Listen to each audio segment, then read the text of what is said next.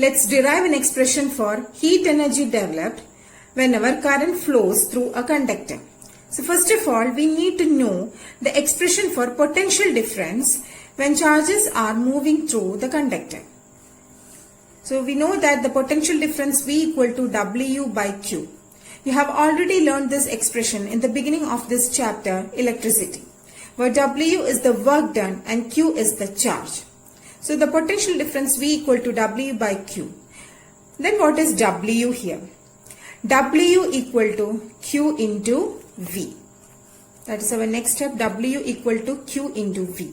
So let it be our equation number 1. Next, substitute for Q. We know that current I equal to Q by T, which implies Q equal to I into T. So substitute this expression for Q in equation number 1. So substituting 2 in 1, you will get W equal to, instead of Q, you will get IT into V. Then one more substitution has to be done here. That is for V. We know that by Ohm's law, V equal to IR.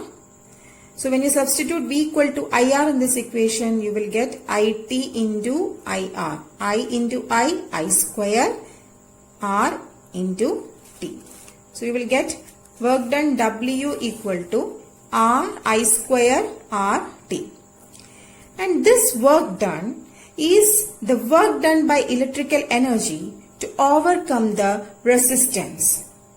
You know, whenever the charges flow through a conductor, the charges experience some resistance due to frequent collisions with the atoms of the conductor. So to overcome that resistance, the electrical energy has to do some work, and this work done appears as heat energy. Okay, so this work done can be equated to the heat energy H. So that is our next step. Work done W equal to H equal to I square RT.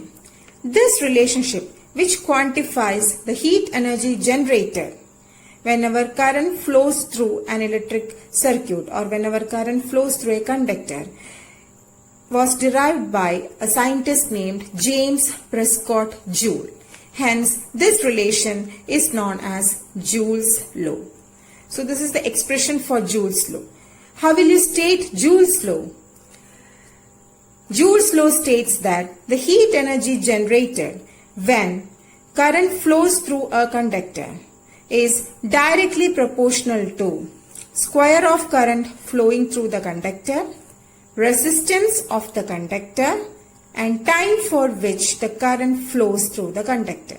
So the heat energy generated depends upon 3 factors: current, resistance, and time. 2 more expressions are there for heat energy generated. Second expression is heat energy H equal to VIT. So this relation is obtained from this expression.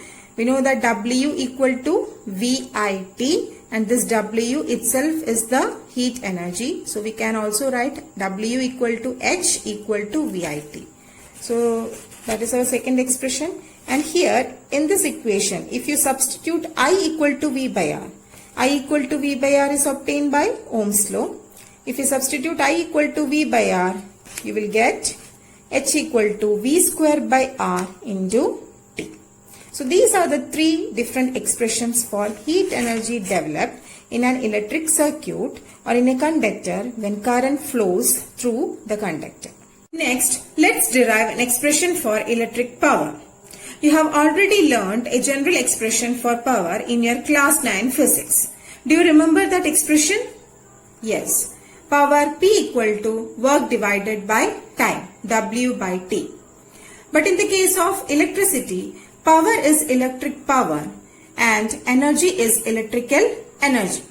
So electric power P equal to work divided by time, that is equal to energy by time, because work is a measure of energy itself. So electrical energy by time, and here which we are much more concerned about the heat energy. So electric power P equal to H by T. And we have three different expressions for heat energy. These are the three different expressions: I square RT, V square by R into T, VIT. Accordingly, there will be three different expressions for power also. So let's start with the first expression. You know power P equal to H by T. So when you substitute H equal to I square RT, you will get power P equal to I square RT by T equal to I square R. So this is the first expression for power. Second, substitute H equal to V square by R into T in the expression for power. So you will get power P equal to V square by R into T divided by T. Again T and T get cancelled and you will get power P equal to V square by R. So this is our second expression for power. And finally, substitute H equal to VIT.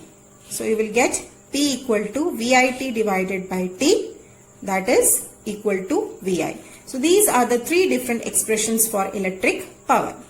Next, let's discuss about the SI unit of power. We know that power P equal to V into I. So what is the unit of V? Unit of V is volt. Unit of I is ampere. So unit of electric power is volt ampere. Another name for volt ampere is watt. So watt is the SI unit of power. It's very important. Watt is the SI unit of power. Okay. So how will you define 1 watt or what is 1 watt? When you substitute voltage equal to 1 volt and current equal to 1 ampere, you will get power equal to 1 watt.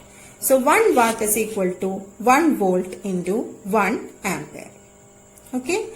So remember the three different expressions for power, very important. According to the data given in the question, you can use the respective equations.